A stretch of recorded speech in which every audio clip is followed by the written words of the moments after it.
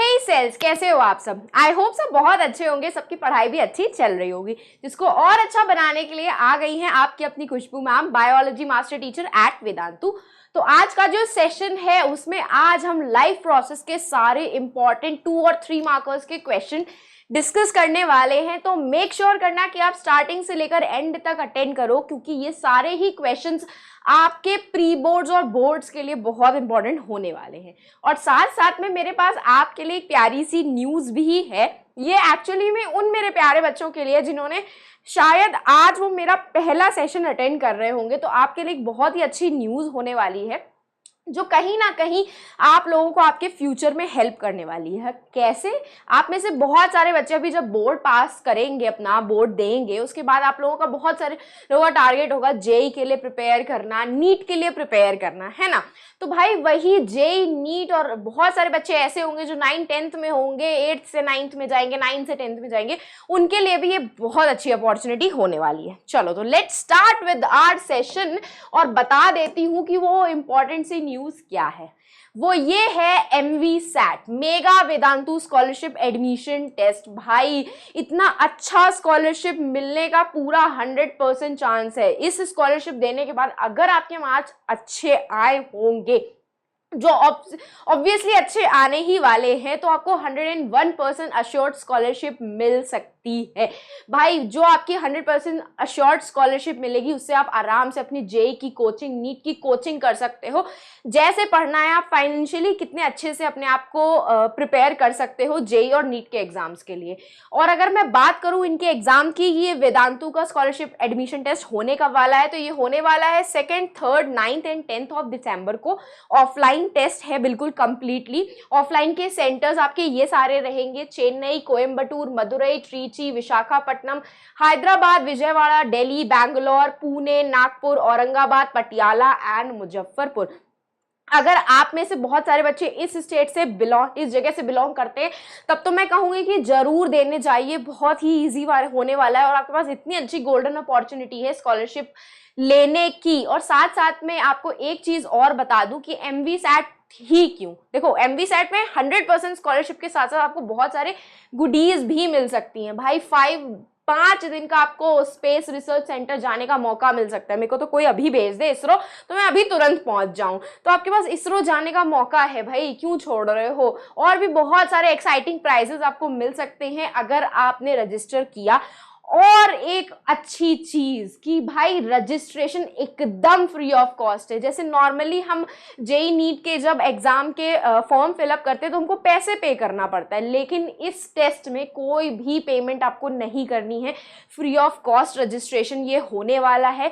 कैसे रजिस्टर करना है वो बता देती हूँ। कुछ नहीं है, सेशन के डिस्क्रिप्शन बॉक्स में एक लिंक अवेलेबल है, बस उस छोटे से लिंक को क्लिक करो, अपने सारे डिटेल्स भर देना, नाम, अपना ग्रेड जो होगा, जो जिस क्लास में आप अभी हो वो फिल आउट करना है और आप अपने आप को रजिस्टर कर लोगे। फिर आपको आपके पास डेट आ जाएगी कि आपको 2, 3, 9 एंड 3rd दिसंबर में से कौन से डेट पे जाकर के ये ऑफलाइन सेंटर्स में टेस्ट देने हैं। नथिंग एल्स, कुछ भी नहीं करना, एक एक्स्ट्रा पेमेंट आपको नहीं करनी है, पूरा का पूरा फ्री ऑफ कॉस्ट रजिस्ट्रेशन है। और अगर मैं बात करूं पेपर के पैटर्न की, तो पेपर का जो पैटर्न होगा वो भी बहुत इजी होने वाला है। 60 मिनट्स का टेस्ट है, दैट मीन्स 1 घंटे का। सबसे अच्छी बात तो ये है MCQ टाइप होने वाला है। दूसरी चीज ये कि कोई भी नेगेटिव मार्किंग नहीं है। अगर आपका आंसर गलत भी हो जाएगा तब भी मार्क्स कट नहीं होंगे। क्या क्या आने वाला है? मैथ, साइंस और मेंटल एबिलिटी के सारे क्वेश्चंस होंगे। 20, 25 एंड 5 क्वेश्चंस, 50 क्वेश्चंस होंगे। पर क्वेश्चन पे आपको 5 मार्क्स मिलेंगे, तो 4, 5 जा 20, 200 मार्क्स का पेपर होने वाला है, 1 घंटे का। इजी सा पेपर होगा। ये 10th क्लास के लिए भी सिमिलर पैटर्न है। अब अगर मैं बात करूं 11 to 12 जेई एस्पिरेंट्स की, तो जेई एस्पिरेंट्स के लिए उनका जो सब्जेक्ट होता है वो फिजिक्स, केमिस्ट्री और मैथ्स होगा, क्योंकि आप लोग यही तो भाई जेई में पढ़ रहे हो, जिसमें से 10 क्वेश्चंस मतलब 30 क्वेश्चंस आएंगे आपके। अगेन 4 ऑप्शंस मिलेंगे आपको।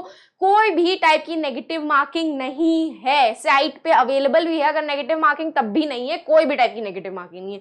और बस 60 मिनट्स का टेस्ट होने वाला है। सिमिलरली नीट एस्पिरेंट्स के लिए मैथमेटिक्स की प्लेस पे बायोलॉजी होगी बस। और देख रहे हो ये सारी चीजें आपको मिल सकती हैं एक सिंगल स्कॉलरशिप टेस्ट से। तो इतनी अच्छी अपॉर्चुनिटी मत छोड़ो। अगर आपको प्रूफ देखना है तो देख रहे हो ये सारे बच्चों ने यही पेपर दिया था, जिसके थ्रू उनकी देख रहे हो कितनी अच्छी AIR रैंक आई हुई है। तो भाई किसका है तुमको इंतजार, जल्दी से जाओ और अपने आप को रजिस्टर कर लो। लिंक कमेंट सेक्शन में पिन्ड है ऑलरेडी, जल्दी से जाओ और रजिस्टर करो। चलो let's start with our session. तो भाई थोड़ा सा मोटिवेशन तो जरूरी है, क्योंकि ऐसा धक धक हो रेला है, प्री बोर्ड्स और बोर्ड्स ऐसा पास में आ रहे हैं। ठीक है, चलो तो never give up on your dreams. Exactly, कोई मतलब लग रहा होगा ना कि यार इतना टफ है, कैसे कर पाऊंगा, होगा कि नहीं होगा, क्यों नहीं हो रहा है, कैसे होगा, कुछ नहीं समझ में आ रहा है। लेकिन फिर भी आपको एक ही चीज बोलूंगी, देखो हारने का कोई ऑप्शन नहीं है। प्रैक्टिस करो, मेहनत करो, स्मार्ट वर्क करो, जितना करना है उतना करो। ठीक है, जरूर मिलेंगे तुम्हारे, तुमको ड्रीम्स अचीव जरूर कर पाओगे। बस कुछ करना नहीं है, खूब मन लगा करके मेहनत करो। प्री बोर्ड्स में भी मार्क्स अच्छे आएंगे और बोर्ड्स में भी अच्छे आएंगे। ठीक है, चलो तो let's start with our session. तो दाई भाई 3 मार्कर्स के जो क्वेश्चन है, देखो 3 और 2 मार्कर्स के क्वेश्चन हम डिस्कस करेंगे। तो ये जो 3 मार्कर्स के आपके जो क्वेश्चन होंगे, 3 मार्क्स के जितने भी क्वेश्चंस होंगे वो टोटल 5 क्वेश्चंस हैं। कितने क्वेश्चंस है? 5 क्वेश्चंस, क्योंकि मैंने आपको बताया हम 10 क्वेश्चंस डिस्कस कर रहे हैं।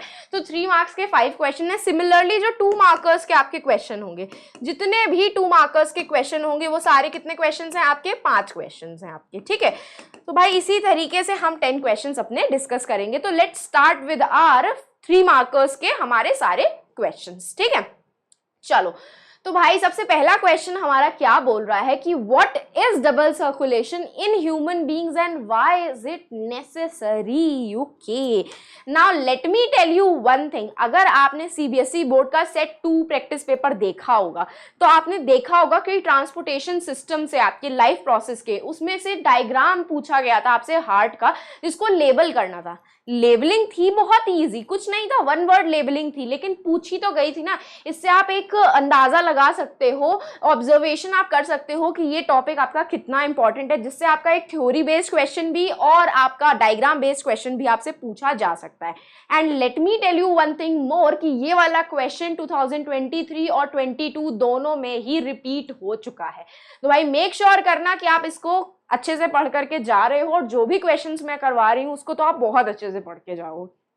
ठीक है, तो let's start with our question कि व्हाट इज डबल सर्कुलेशन। तो भाई डबल सर्कुलेशन क्या होता है? मतलब 2 बार हमारा जो ब्लड है वो हार्ट में से सर्कुलेट हो रहा है। देखो क्या होता है, इट्स अ प्रोसेस जिसमें ब्लड हमारा हार्ट से 2 टाइम्स सर्कुलेट होता है टू कंप्लीट द 1 सर्कुलेशन। पूरा एक सर्कुलेशन कंप्लीट करने के लिए वो हार्ट जो होता है हमारा जो ब्लड होता है वो हार्ट में से 2 बार सर्कुलेट होता है। तो कितने सर्कुलेशन हमने पढ़े हैं? सबसे पहले हमने पढ़ा है पल्मोनरी सर्कुलेशन। क्या पढ़ा है हमने? Pulmonary circulation. ये जो पल्मोनरी सर्कुलेशन होता है, अब भाई हम लोग साइंटिफिक लैंग्वेज में लंग्स को पल्मोनरी बोलते हैं। तो दैट मीन्स ये जो सर्कुलेशन होगा इसमें कहीं ना कहीं हमारे लंग्स इंक्लूडेड होंगे। ये सर्कुलेशन स्टार्ट होता है आपका राइट वेंट्रिकल से। ठीक है, राइट वेंट्रिकल में क्या प्रेजेंट होता है? Deoxygenated blood. ठीक है, ये डीऑक्सीजनेटेड ब्लड कहाँ जाता है? पल्मोनरी आर्टरी में। भाई ये एक ऐसी आर्टरी है, एक्सेप्शनल आर्टरी, क्योंकि हमने पढ़ा है आर्टरी सिर्फ ऑक्सीजनेटेड ब्लड कैरी करती हैं except the pulmonary artery. Pulmonary artery के बाद ये कहाँ जाता है ब्लड? हमारा लंग्स में। किस लिए? For the process of oxygenation, for the process of oxygenation. ठीक है, लंग्स के बाद ये अब भाई ऑक्सीजनेशन हो गया, हमारा जितना भी ऑक्सीजन था वो क्या हो गया? ब्लड के अंदर मिक्स हो गया, डिसॉल्व हो गया। अब ये हमारा ब्लड कैसा हो गया? ऑक्सीजनेटेड। अब ये ब्लड जाता है पल्मोनरी वेन के अंदर। अगेन ये जो वेन होती है ये एक्सेप्शन है, क्योंकि हमने पढ़ा है जो वेन्स होती हैं वो डीऑक्सीजनेटेड ब्लड कैरी करती हैं एक्सेप्ट द पल्मोनरी वेन। अब ये पल्मोनरी वेन जाती है लेकर के ब्लड को कहाँ पे? आपका लेफ्ट एट्रियम में, और यहाँ पे खत्म हो जाता है आपका पल्मोनरी सर्कुलेशन। ठीक है, अब नेक्स्ट जो हमने सर्कुलेशन पढ़ा था वो कौन सा पढ़ा है हमने? Systemic circulation. कौन सा सर्कुलेशन पढ़ा है? Systemic circulation. भाई सिस्टमिक सर्कुलेशन में क्या होता है? हमारा सिस्टम इन्वॉल्व होता है। क्या होता है? हमारा सिस्टम इन्वॉल्व होता है। सिस्टम मतलब हमारे बॉडी इन्वॉल्व होती है, सेल्स, टिश्यूज, ये सब इन्वॉल्व होते हैं। ठीक है, तो अब हमारा ये जो सिस्टम शुरू होता है ये होता है हमारा लेफ्ट वेंट्रिकल से। अब लेफ्ट एट्रियम में जो ऑक्सीजनेटेड ब्लड है वो कहाँ जाता है? लेफ्ट वेंट्रिकल में।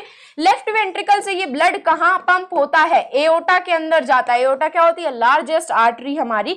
एओर्टा के बाद ये हमारे बॉडी के डिफरेंट पार्ट्स में सेल्स, टिश्यू, सेलुलर लेवल हर तरफ से क्या होता है आपका ये ऑक्सीजन यूटिलाइज होता है।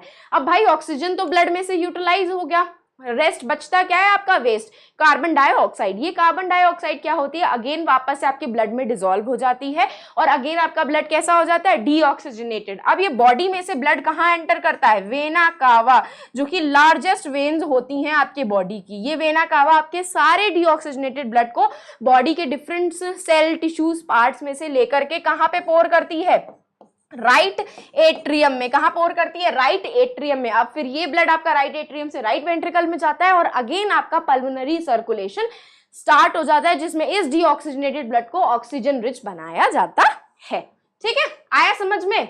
चलो, तो बात अब आ जाती है नेक्स्ट क्वेश्चन की, व्हाई इज इट नेसेसरी। भाई अब ये डबल सर्कुलेशन हम लोगों के लिए क्यों जरूरी है? क्यों जरूरी है देख लेते हैं। अब we are included in the category of mammals. भाई हम मैमल्स की कैटेगरी में आते हैं कि नहीं आते हैं?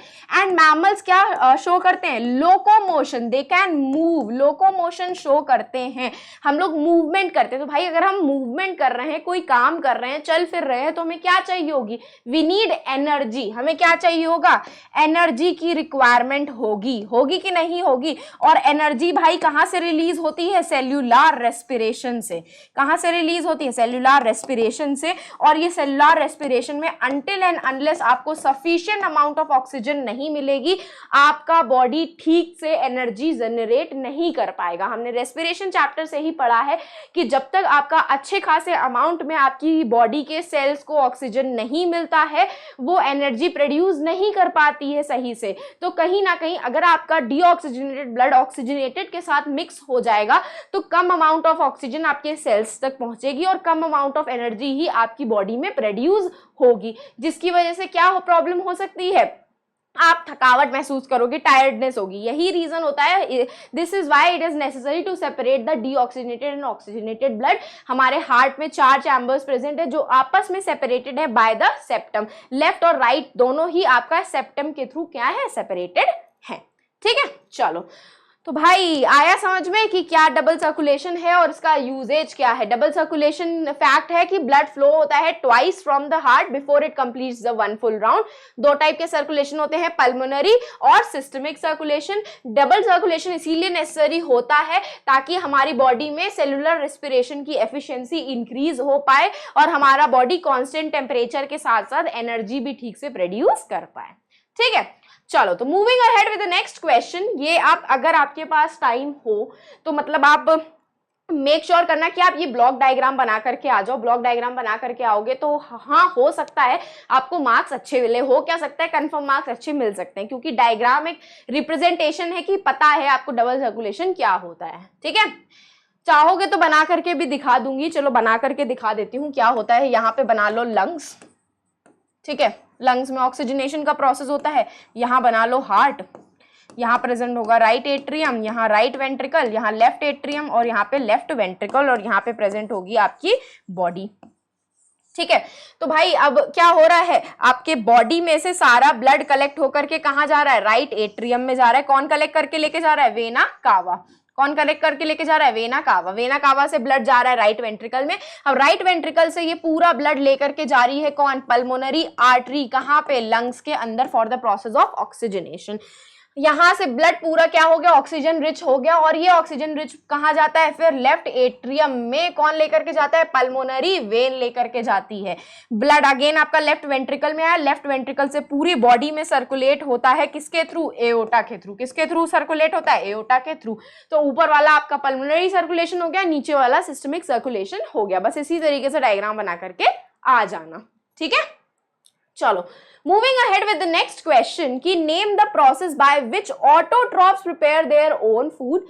List the 3 events which occur during this process and the state 2 sources from which plant obtain nitrogen for the synthesis of protein and other compounds. okay तो भाई हमें पता है कि प्लांट्स क्या होते हैं? ऑटोट्रॉफ्स होते हैं, जो कि अपना खाना किसके थ्रू प्रिपेयर करते हैं? By the process of photosynthesis. भाई फोटोसिंथेसिस के प्रोसेस के थ्रू वो अपना खाना खुद प्रिपेयर करते हैं और ये प्रोसेस आपके दो पार्ट्स में डिवाइडेड है, एक लाइट रिएक्शन में, ठीक है, एक लाइट रिएक्शन में और नेक्स्ट आपका डार्क रिएक्शन में, नेक्स्ट आपका डार्क रिएक्शन में। तो लाइट रिएक्शन में कुछ नहीं होता, यहाँ पे क्या होता है आपका कन्वर्जन होता है लाइट एनर्जी का into chemical energy, light conversion of light energy into chemical energy, ठीक है। आपकी लाइट एनर्जी क्या है, केमिकल एनर्जी में कन्वर्ट होती है, ठीक है। और ये कौन करता है, आपका सनलाइट की एनर्जी को फिक्स करने का काम और उसको केमिकल एनर्जी में कन्वर्ट करने का काम क्लोरोफिल करता है, जो कि प्लांट्स में प्रेजेंट होता है। अब यही केमिकल एनर्जी को यूज करके H2O का स्प्लिटिंग होती है, किसकी, वाटर मॉलिक्यूल की स्प्लिटिंग होती है, किसमें, हाइड्रोजन एंड ऑक्सीजन में, हाइड्रोजन एंड ऑक्सीजन में स्प्लिटिंग होती है, ठीक है। नेक्स्ट स्टेप में क्या होता है, यही केमिकल एनर्जी को यूज करके वाटर के मॉलिक्यूल को तोड़ा जाता है, स्प्लिट किया जाता है हाइड्रोजन और ऑक्सीजन में। अब भाई डार्क रिएक्शन में क्या होता है, देखो डार्क रिएक्शन का मतलब ये है कि सनलाइट की रिक्वायरमेंट नहीं होती इस रिएक्शन के लिए, इसमें कुछ नहीं होता, इसमें ये जो हाइड्रोजन है ना इसका यूज करके क्या किया जाता है, रिडक्शन किया जाता है CO2 का into carbohydrate, reduction of CO2 into carbohydrate, carbohydrate में उसका रिडक्शन किया जाता है, ठीक है। बस ये होता है डार्क रिएक्शन। इसका नाम लाइट रिएक्शन इसलिए रखा गया क्योंकि ये सनलाइट के प्रेजेंस में हो रही होती है, और डार्क रिएक्शन सनलाइट होगी भी तब भी उससे कोई फर्क नहीं पड़ेगा, उसमें लाइट की कोई रिक्वायरमेंट नहीं होती, बस उसमें हाइड्रोजन की रिक्वायरमेंट होती है जिसको यूज करके कार्बन डाइऑक्साइड का रिडक्शन किया जाता है, उसको कार्बोहाइड्रेट में कन्वर्ट कर दिया जाता है, सिंपल, ठीक है। तो भाई देखो यही लिखा हुआ है कि most autotrophs prepare their own food by the process of photosynthesis. 3 events जो होते हैं, सबसे पहले लाइट एनर्जी को एब्जॉर्ब किया जाता है जो कि क्लोरोफिल करता है, फिर इसी लाइट एनर्जी को केमिकल एनर्जी में कन्वर्ट करता है और स्प्लिटिंग ऑफ वाटर मॉलिक्यूल होता है किसमें, हाइड्रोजन और ऑक्सीजन में, फिर यही हाइड्रोजन को यूज किया जाता है कार्बन डाइऑक्साइड के रिडक्शन में इनटू कार्बोहाइड्रेट। कार्बोहाइड्रेट क्या होता है, यहाँ पे ग्लूकोज होता है जो कि आपका लास्ट मटीरियल बनता है आपका फोटोसिंथेसिस के बाद, ठीक है। उसके बाद वो ये पूछ रहा है कि कौन से 2 सोर्सेज हैं जिसके थ्रू प्लांट्स अपना नाइट्रोजन जो है वो ऑब्टेन करते हैं for the synthesis of protein and other compounds. Protein और अदर कंपाउंड्स के सिंथेसिस के लिए जो नाइट्रोजन यूज होती है वो प्लांट्स कहाँ से ऑब्टेन करते हैं। देखो सबसे पहली चीज मैं आपको ये बता दूं कि नाइट्रोजन डायरेक्टली प्लांट एनवायरनमेंट में से नहीं ले सकते हैं, ठीक है।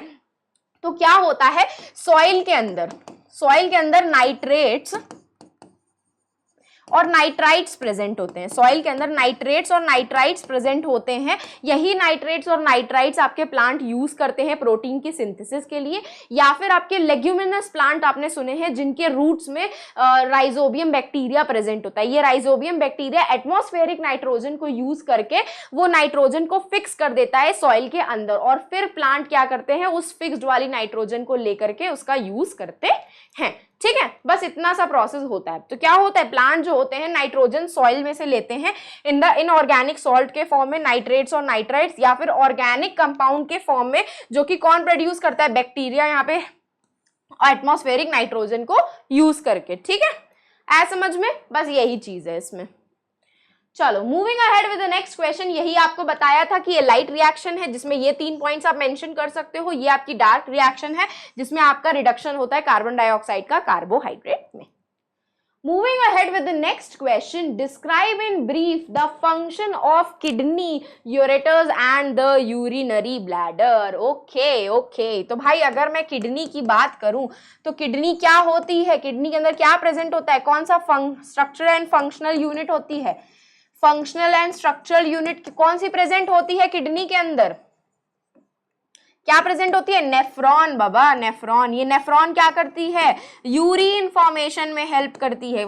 what does the nephron do, it helps in the formation of urine। यही यूरिन फॉर्मेशन की में हेल्प करती है आपकी कौन, किडनी। किडनीज के अंदर स्ट्रक्चर फंक्शनल यूनिट प्रेजेंट होते हैं नेफ्रॉन, जो कि यूरिन फॉर्मेशन में हेल्प करते हैं। अब अगर हम बात करें यूरेटर्स की तो ये क्या होते हैं, these are the tube like structure बाबा, these are the tube like structure, ये ट्यूब जैसे स्ट्रक्चर होते हैं और क्या करते हैं ये लोग, ये आपके किडनी में से जितनी भी यूरिन फॉर्मेशन होती है उसको कलेक्ट करके यूरिनरी ब्लैडर के अंदर उसको पोर डाउन कर देते हैं। कहाँ क्या करते हैं, ये कलेक्ट करते हैं पूरी यूरिन को किडनी में से और उसको यूरिनरी ब्लैडर के अंदर डाल देते हैं, पोर कर देते हैं। ठीक है, अब अगर मैं बात करूं यूरिनरी ब्लैडर की, तो यूरिनरी ब्लैडर क्या होता है भाई, कौन बताएगा? भाई यूरिनरी ब्लैडर आपका बैग लाइक स्ट्रक्चर होता है। क्या होता है? It's a bag like structure जो कि आपकी यूरिन को टेम्परेरीली स्टोर करता है। क्या करता है? टेम्परेरीली स्टोर करने का काम यूरिनरी ब्लैडर करता है कि जब तक हमको अर्ज नहीं होती है सुसु करने की, जब हमको अर्ज होती है मिक्चुरेशन करने की, तब तक ये यूरिनरी ब्लैडर हमारे यूरिन को स्टोर करके रखता है। ठीक है, तो भाई यूरिनरी ब्लैडर होल्डिंग टैंक होता है, यूरिन को स्टोर करके रखता है until it's ready to be excreted. Ureters transport करते हैं यूरिन को किडनी में से यूरिनरी ब्लैडर में, और किडनी हमारा फिल्टर करता है ब्लड को, कॉन्सेंट्रेट और यूरिन फॉर्मेशन में हेल्प करता है। और अगर आपको डायग्राम आता है तो इस तरीके से डायग्राम भी बना करके आप आ सकते हो, आपको मार्क्स मिलने के चांसेस थोड़े बढ़ जाएंगे। ठीक है, ये समझ में आया क्या था पूरा? चलो moving ahead with the next question की leaves of a potted plant were coated. एक गमले में लगा हुआ हमारा पौधा है, गमला वाला पौधा है। 2 मिनट पानी पी लूं, उसके बाद बता रही हूँ।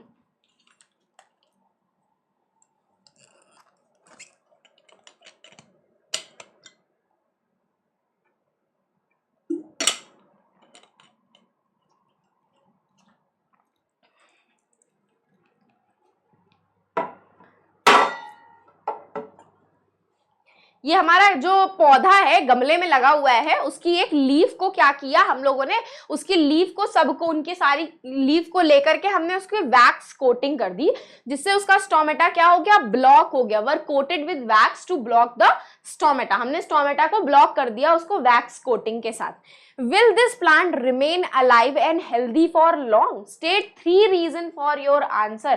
अब हमने उसके स्टोमेटा को ब्लॉक कर दिया है, तो क्या ये प्लांट जिंदा रह पाएगा? नहीं रह पाएगा। तो क्यों नहीं रह पाएगा?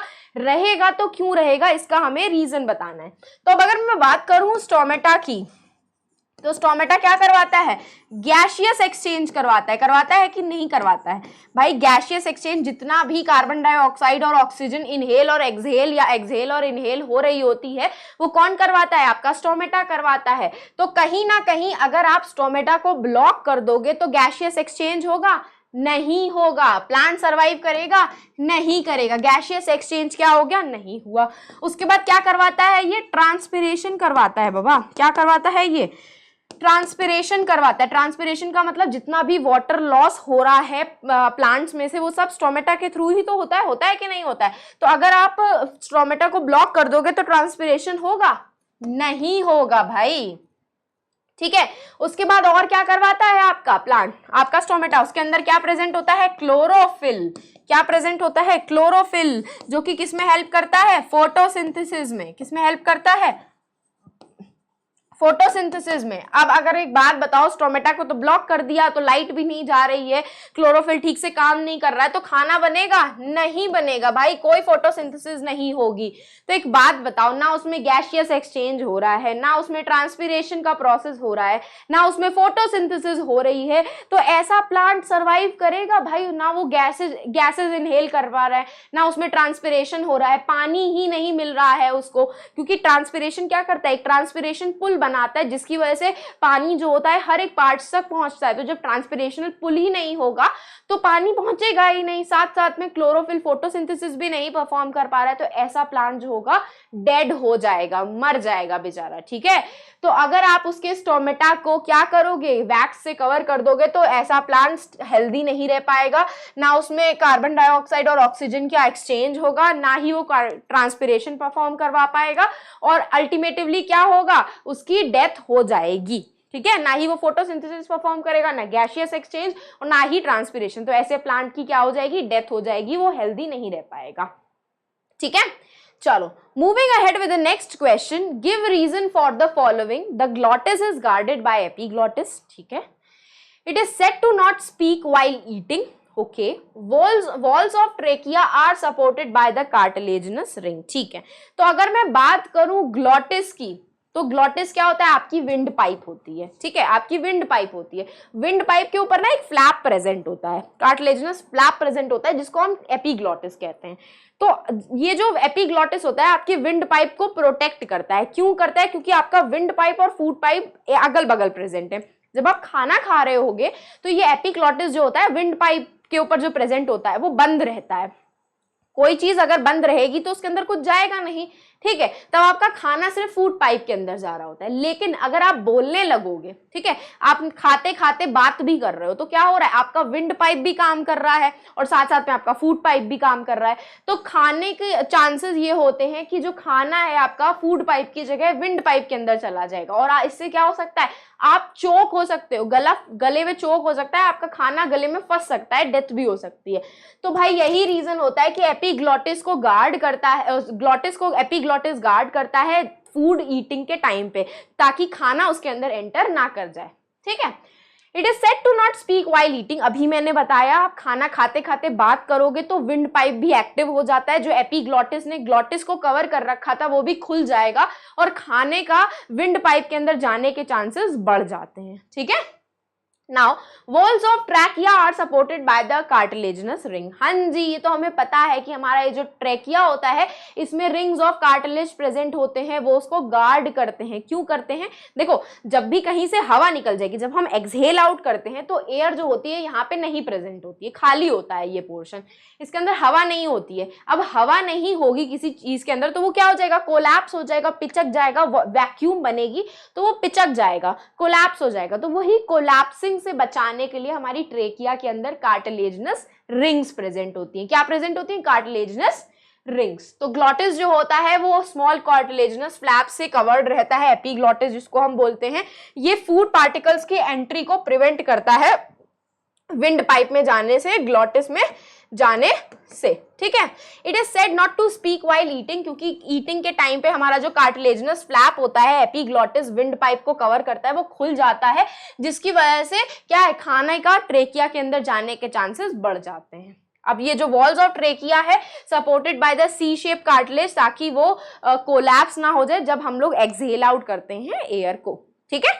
चलो moving ahead with the next question. तो भाई अब 2 मार्कर्स के हम कितने क्वेश्चंस डिस्कस करेंगे, 5 क्वेश्चंस डिस्कस करेंगे, ठीक है। अब हमारे सारे 2 मार्कर्स के क्वेश्चन होंगे और 5 क्वेश्चंस होने वाले हैं, ठीक है। चलो let's begin with our very first question कि डिफाइन एक्सक्रीशन।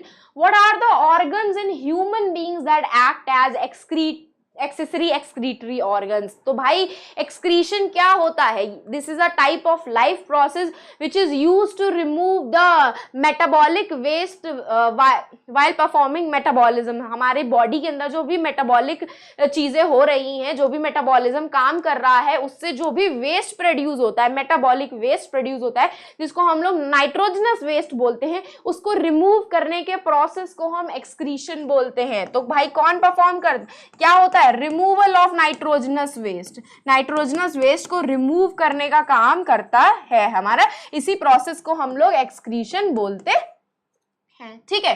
तो अब बोल रहा है कि what are the 2 organs in the human beings that act as accessory, क्या बोला उसने, एक्सेसरी एक्सक्रीटरी ऑर्गन्स। हमने पढ़ा है कि हमारा मेन एक्सक्रीटरी ऑर्गन कौन है, हमारा एक्सक्रीटरी सिस्टम है, हमारे pairs of kidney, pair of ureter और यूरिनरी ब्लैडर और यूरेथ्रा, यही तो यूरिन का मतलब यही तो एक्सक्रीशन का काम परफॉर्म करते हैं कि नहीं करते हैं। अब बात आ जाती है कि एक्सेसरी एक्सक्रीटरी ऑर्गन क्या होते हैं। एक्सेसरी एक्सक्रीटरी ऑर्गन्स का मतलब ये होता है कि आपके एक्सक्रीटरी सिस्टम के अलावा कौन कौन से ऐसे ऑर्गन्स है जो आपके नाइट्रोजनस वेस्ट को रिमूव कर रहे हैं। नाइट्रोजनस वेस्ट की बात करूं तो यूरिया, यूरिक एसिड, अमोनिया, इन सब की बात हो रही है। इन सबको कौन से अदर ऑर्गन्स भी रिमूव करते हैं, ठीक है। तो अब मैं बात करूं ऐसे ऑर्गन्स की, तो वो एक्सेसरी ऑर्गन में सबसे पहला ऑर्गन आता है आपका स्किन। क्यों, स्किन के अंदर क्या प्रेजेंट होते हैं, स्वेट ग्लैंड्स। ये स्वेट ग्लैंड्स क्या करते हैं, स्वेटिंग करते हैं, पसीना आता है। ये स्वेट ग्लैंड्स के जो होते हैं, जब ये स्वेटिंग होती है तो इनमें से भी बहुत ही कम amount of urea, uric acid और सॉल्ट वगैरह रिलीज होते हैं, जो कि हमारे बॉडी के लिए जरूरी नहीं होते। तो कहीं ना कहीं स्किन भी आपका एक्सेसरी एक्सक्रीटरी ऑर्गन है, क्योंकि वो भी नाइट्रोजनस वेस्ट को रिमूव करने का काम कर रहा है। नेक्स्ट आते हैं हमारे लंग्स। भाई अब लंग्स कैसे हुए? CO2 रिमूव करते हैं कि नहीं करते हैं? कार्बन डाइऑक्साइड हमारी बॉडी में कोई रिक्वायरमेंट की नहीं होती, हमें कार्बन डाइऑक्साइड की रिक्वायरमेंट होती ही नहीं है, तो भाई उसको कौन रिमूव कर रहा होता है? लंग्स। तो कहीं ना कहीं लंग्स भी तो हमारे एक्सेसरी एक्सक्रीटरी ऑर्गन्स हो गए, हुए कि नहीं? करेक्ट। उसके बाद आ जाती है बात लिवर की। तो भाई लिवर क्यों होता है? देखो हमारी बॉडी में अमोनिया भी रिलीज होता है जब कभी कभी प्रोटीन की सिंथेसिस हो रही होती है। ये अमोनिया हमारे बॉडी में से डायरेक्टली एक्सक्रीट नहीं हो सकता है, ठीक है? तो इस अमोनिया को पहले ब्रेक किया जाता है यूरिया में, जो कि ब्रेक करने का काम लिवर करता है। और कहीं ना कहीं बाइल जूस जो होते हैं आपके, बाइल जूस, वो भी कहीं ना कहीं ब्रेक डाउन करने का काम करते हैं, जो कि आपके लिवर में बाइल डक्ट प्रेजेंट होता है, वो प्रोड्यूस करता है बाइल जूस। तो ये सब चीजें क्या हैं आपकी, कहीं ना कहीं नाइट्रोजनस वेस्ट को या वेस्ट को एक्सक्रीट करने का काम कर रही हैं। तो इसीलिए इन सारे ऑर्गन्स को हम एक्सेसरी एक्सक्रीटरी ऑर्गन्स भी बोलते हैं। आया समझ में?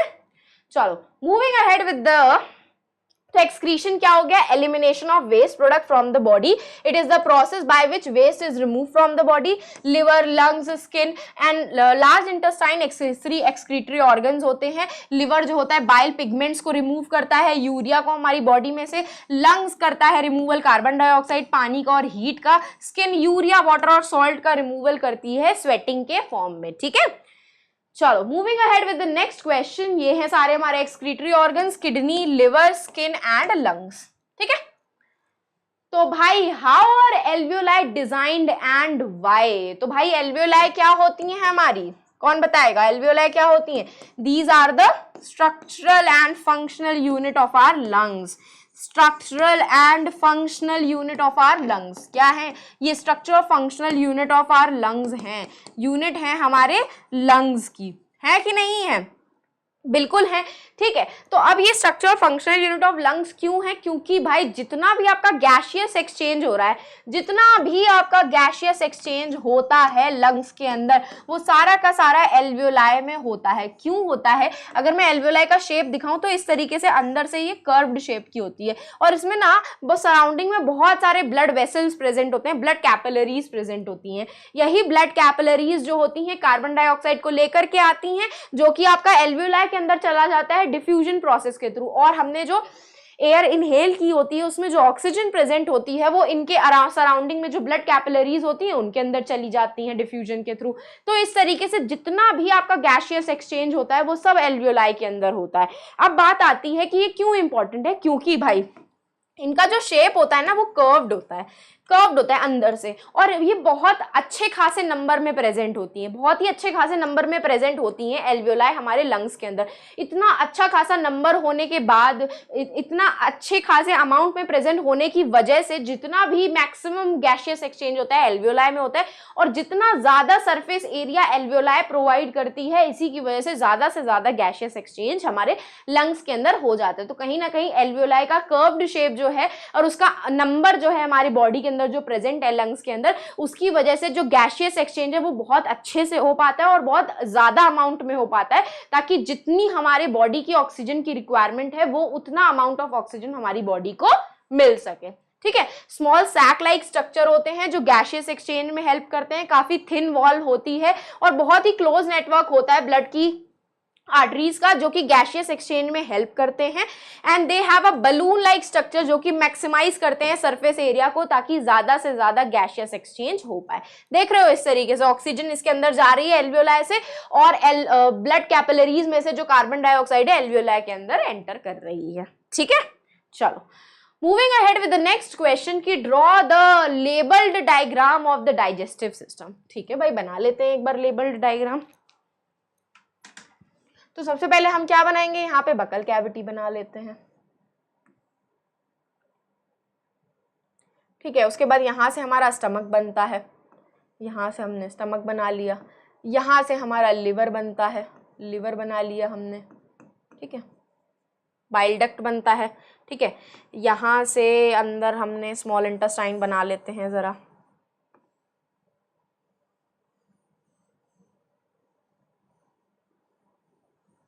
ठीक है? उसके बाद दूसरा पेन चेंज कर लेती हूँ, यहाँ पे पेनक्रियाज हो गई हमारी, ये हमारी यहाँ पे लार्ज इंटेस्टाइन।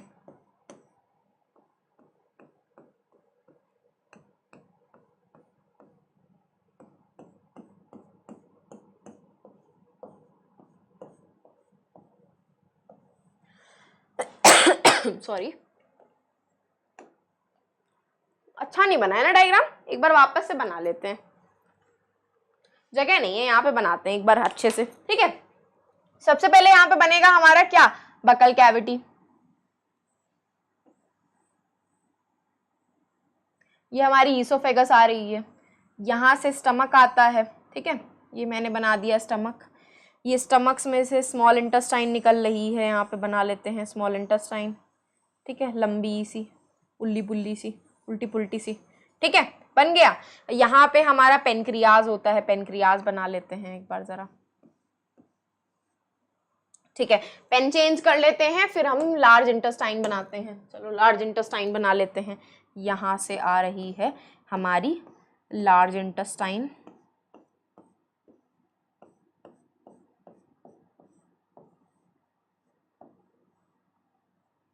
ठीक है,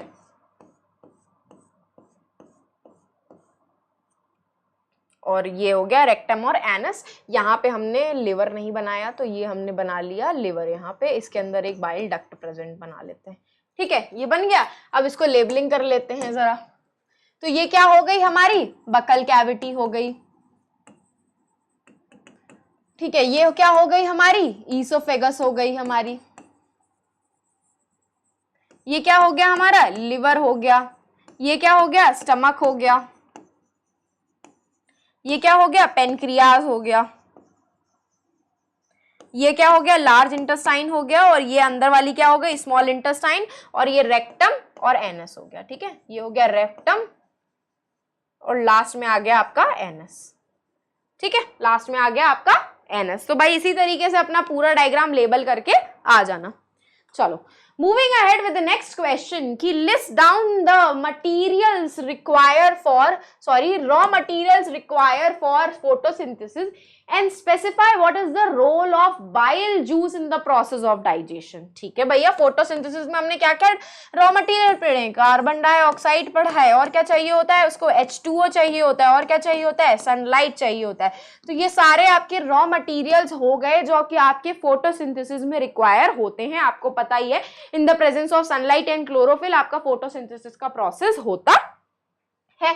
ठीक है, तो अब अगर मैं बात करूं नेक्स्ट क्वेश्चन की, जो कि क्या है भाई, बाइल जूस का काम क्या होता है। बाइल जूस क्या करते हैं, आपके लार्ज फैट मॉलिक्यूल्स को, लार्ज फैट ग्लोब्यूल्स जो होते हैं उनको क्या करते हैं, स्मॉल फैट ग्लोब्यूल्स में कन्वर्ट करते हैं। किस में कन्वर्ट करते हैं, स्मॉल फैट ग्लोब्यूल्स में कन्वर्ट करने का काम करते हैं आपके कौन, बाइल जूस। ठीक है, बाइल जूस क्या करते हैं, लार्ज फैट ग्लोब्यूल्स को स्मॉल फैट ग्लोब्यूल्स में ब्रेक डाउन करने का काम करते हैं। इसी प्रोसेस को हम क्या बोलते हैं, इमल्सिफिकेशन ऑफ फैट बोलते हैं। तो भाई कहीं ना कहीं बाइल जूस क्या करते हैं, इमल्सिफिकेशन ऑफ फैट करते हैं, जिसमें से आपके लार्ज बड़े बड़े फैट के मॉलिक्यूल्स को छोटे मॉलिक्यूल्स में ब्रेक करते हैं। फिर ये छोटे मॉलिक्यूल्स को फर्दर ब्रेक किया जाता है, पेनक्रियास के पेनक्रियाटिक जूसेस पे एक्ट करते हैं। फिर लास्ट में फाइनल डाइजेशन में स्मॉल इंटेस्टाइन के एंजाइम्स इन फैट मॉलिक्यूल्स को ब्रेक करते हैं, किसमें, फैटी एसिड में, जो कि हमारी बॉडी में एब्जॉर्ब होते हैं, और फिर उनका एसिमिलेशन होता है, मतलब यूजेज होता है, हमारे डिफरेंट बॉडी पार्ट्स उस फैट मॉलिक्यूल्स को यूज करते हैं।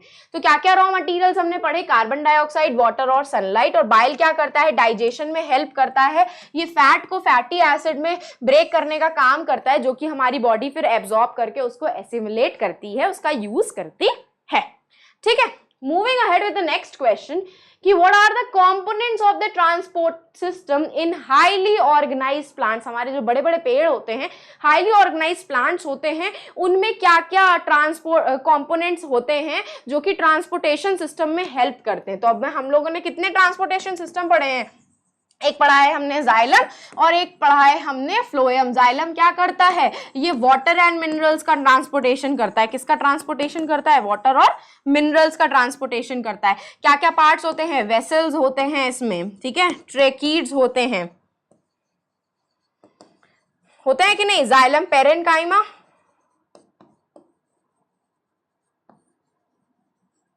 एंड जाइलम फाइबर्स, ठीक है, ये सारे होते हैं आपके।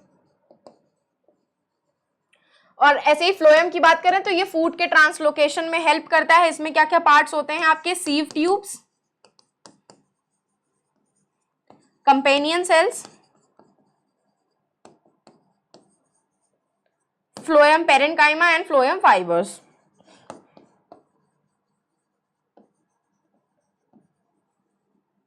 एंड फ्लोएम फाइबर्स,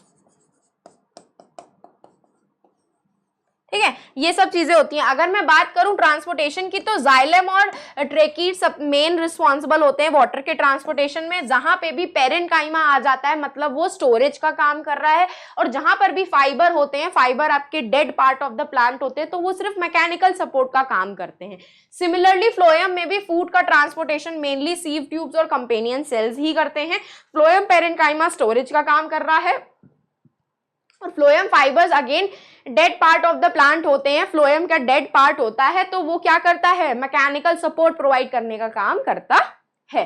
ठीक है, तो भाई जाइलम एंड फ्लोएम हमने दो मेन कंपोनेंट्स पढ़े हैं ट्रांसपोर्ट सिस्टम के लिए। जाइलम अपवर्ड मूवमेंट करवाता है वाटर का, जबकि फ्लोएम क्या करता है, फूड के ट्रांसपोर्टेशन में हेल्प कराता है। ये बाई डायरेक्शनल मूवमेंट होता है, मतलब खाना रूट्स में से लीव्स तक भी जा सकता है और लीव्स से खाना रूट्स या other parts of the plant तक भी जा सकता है। चलो, तो दिस वाज ऑल अबाउट धमाकेदार सा सेशन। तो अगर सेशन पसंद आया हो तो लाइक कर देना, चैनल को सब्सक्राइब करना बिल्कुल भी मत भूलना, और अपने फ्रेंड्स के साथ ये सेशन शेयर भी कर देना ताकि उनको भी ये सारे क्वेश्चंस प्रैक्टिस करने के लिए मिल जाएं। और अगर आपको मेरे सारे सेशंस के डे टू डे नोटिफिकेशंस चाहिए तो आप टेलीग्राम चैनल ज्वाइन कर सकते हो, जिसका लिंक सेशन के डिस्क्रिप्शन बॉक्स में अवेलेबल है। और अगर आपको मुझे फॉलो करना है तो आप मुझे इंस्टाग्राम पे फॉलो कर सकते हो, खुशबू-भाटिया मेरा इंस्टाग्राम का अकाउंट है। और ये सारे आपके फेवरेट मास्टर एडुकेटर्स के अपने अपने शॉर्ट्स के चैनल है, जिसमें मेरा जो शॉर्ट्स का चैनल है वो है Vedantu 9th and 10th biology, जिसमें मैंने ऐसे ही इंपॉर्टेंट से सेशन को 60 सेकेंड्स में समराइज अप किया है, समझाया है। बहुत सारे शॉर्ट्स में 60 सेकेंड्स में मैंने आपको अच्छी अच्छी चीजें बताई हैं, तो मेक श्योर करना कि आप उन सबको भी सब्सक्राइब कर लो। तो सेशन पसंद आया हो then hit the like button, subscribe to the channel and share with your friends. अब हम फिर मिलेंगे चलते चलते ऐसे ही नेक्स्ट अमेजिंग सेशन में। तो bye bye and take care.